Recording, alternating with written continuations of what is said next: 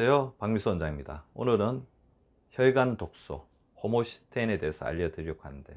조금 호모시스테인 생소한 개념일 수도 있을 것인데 우리 구독자분들이 알아놓으시면 도움이 많이 되실 것입니다. 혈관 독소란 말 그대로 혈액 속에 떠돌아다니면서 우리 몸에 있는 장기 그리고 혈관 자체에 손상을 일으키는 굉장히 무서운 독소를 말하는 거죠. 자, 혈관 독소니까 우리 몸은 다 혈관으로 이루어져 있잖아요. 혈관이 안 가는 데가 없으니까 굉장히 나중에 문제가 되겠죠. 근데 이 혈관 독소가 우리 몸의 전신적인 염증도 일으키지만 혈관 자체에도 치명적인 어떤 악영향을 일으키는데요. 먼저 혈관 독소가 우리 몸속에 많으면 혈액을 탁 하고 끈적끈적하게 해줍니다. 그리고 혈관벽을 두껍고 그 다음에 딱딱하게 만들어서 혈관벽의 유연성을 없애버리죠. 그러니까 혈압도 올라가고 아까 혈액이 건조건조해지니까 당뇨병, 고지혈증 이런 병들을 일으키는 것이 혈관 독소의 역할이라고 할 수 있고요. 그 다음에 혈관 세포의 염증을 증폭시켜서 혈전이 만들어지고 이것이 나중에 심근경색이나 뇌혈증 같은 것을 일으킬 수 있기 때문에 어떻게 보면 우리가 건강하게 오래 살고자 했을 때 가장 주의해야 될 게 갑자기 건강에 있는 돌연한 건강의 상실이죠. 돌연사도 포함이 되는 건데요. 그것을 막는 데 있어서 가장 주의해야 될 적이 바로 혈관 독소라고 할 수 있습니다. 혈관 독소는 대체적으로 제가 계속해서 제 박미수 박사 TV에서 말씀을 드렸지만 먼저 다음과 같은 대표적인 한 5가지가 있는데요.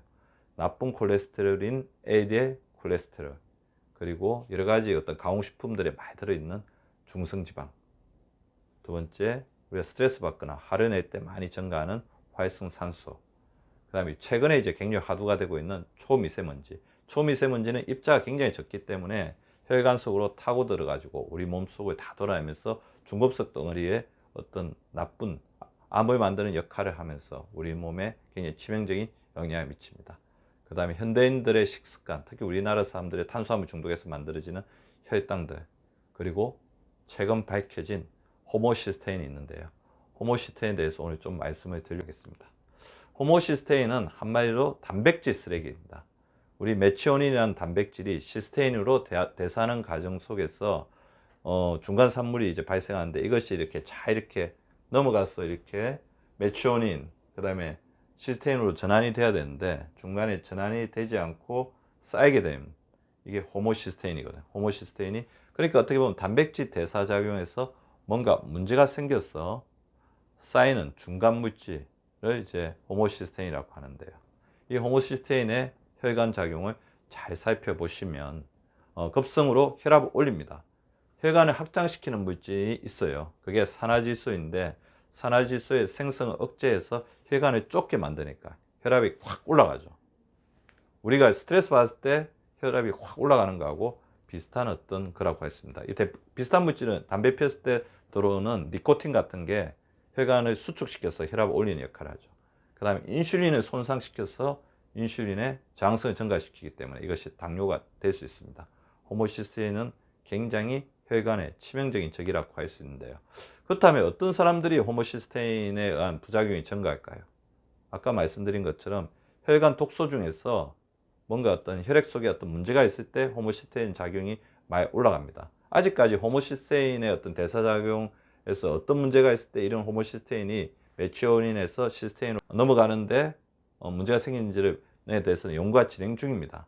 다만 중성지방 수치가 150 이상이거나 나쁜 콜레스테롤 수치가 130 이상이거나 공복혈당 수치가 100 이상 되는 사람들은 호모시스테인이 올라가면 그거에 의한 부작용이 증가해서 혈관 독소로서 악영향을 미칠 가능성이 더 많다는 것은 좀 이렇게 주의를 해주시면 좋을 것 같습니다. 호모시스테인 관련해서는 제가 앞으로 좀 더 연구를 해서 많은 말씀을 드리도록 할 텐데요.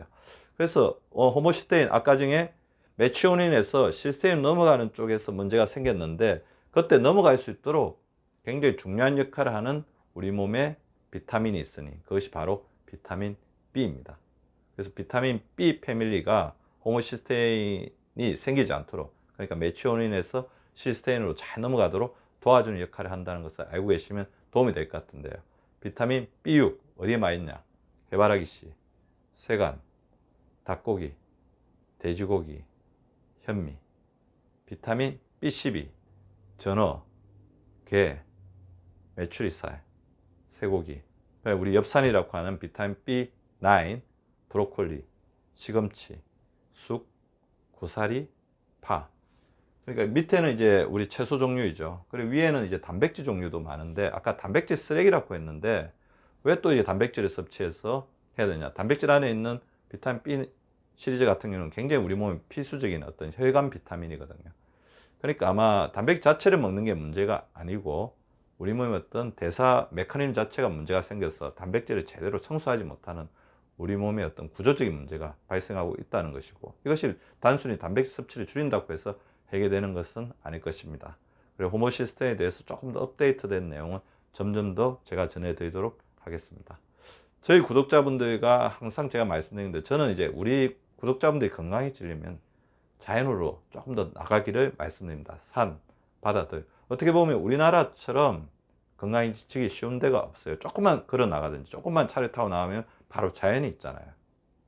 자, 오늘은 서양의학의 선구자이자 고대의학을 집대성한 의학의 아버지로 칭송받는 히포크라테스의 건강명언을 전해드리면서 강의를 마치도록 하겠습니다.